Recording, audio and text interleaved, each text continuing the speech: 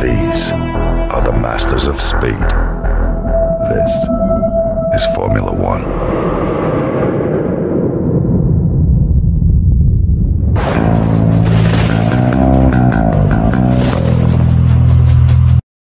Hello there. So, with race week right upon us, I thought I'd drop the Monza Inters or WET setup. So, let's get into it.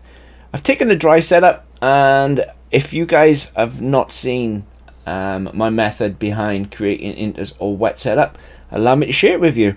So, you take the dry setup, you then, if it's an Inters race, which means it's the green tyre race, you increase both wings by 2 plus 2, and if it's a wet blue tire race, you place the wings by 4. So the dry setup was a 10-4. I then created it for Inters weather, so I've increased it to 12-6. If it was wet, I would then take it to 14-8, and it's that simple. If you apply that rule to creating your own Inters and wet setups, you can't go wrong. Obviously, it's just a formula that I use. Sometimes you'll need more front wing, rear wing, and that's okay. You need to make the setup feel right for you. But for me, I use the rule of 2 or I use the rule of 4, and it works perfectly. That's just me. We all drive differently. I've said this before, and I'll keep on saying it. You need to make the setup suit your driving, not somebody else's. So the more wing you add, the better your setup will become. But remember, the more wing you add, the slower it will make you in the straights. And it is Monza after all. Some people that I race with can just run a dry setup in Inters conditions and still be absolutely rapid. Onto the transmission. Turn the diff down, right down to 30. You can go lower, you can go to 20 if you want. You can even go lower than that, but that's on you.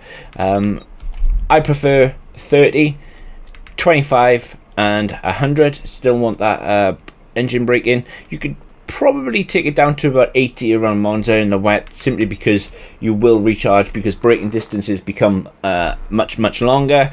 Same with the diff on. You can take it to 20. You could take it to 15, you could even take it to 10 if you wanted to, but like I said, for the sake of this setup, I prefer 30, 20, 100. On the suspension geometry, and it's left, left, left, left. It's a shame that they've added an entire part of the car system or car setup system that nobody uses. So what's the point of it being there? I don't know, but it's 100% left, left, left, left. Onto the suspension. And I've gone with 41.6 on the suspensions, front and rear. Onto the roll bars, 16 on the front, 9 on the rear. Obviously, you want that front to turn in a lot more. You don't need it as stiff as you do in, obviously, dry conditions, because you need to have some body roll in the car. And basically, that's what a roll bar does. The roll bar does a lot more other things than that, but yeah. On the ride height, I've gone with 23 on the front, and I've gone with 56 on the rear. The reason why I've gone with a much higher ride height on the front than I would if it was a dry setup is simply because you don't want to hit a puddle and aquaplane, because that would just be like locking up. And for those of you who run ABS on, I advise just to try it out. Turn ABS off and then see how well your braking is, because it's yeah, very difficult indeed. So yeah, that is the suspension. 41, 6, 16, 9, 23, 56. On the brakes, for me, I find brake pressure of 98 and 57 works very well around Monza, simply because it's long straights, heavy braking zones into turn 1. There's another one into the second chicane, and yeah, everywhere else is quite light, but you can easily lock and rotate the car going into turn 1, simply because it's obviously you come from a very high speed all the way down that back straight, or the main straight I should say. Onto the tyres, max pressures, and good luck. I really hope this setup helps. Let me know what you think of it down in the comments below, and yeah, on to Baku. You take care, guys.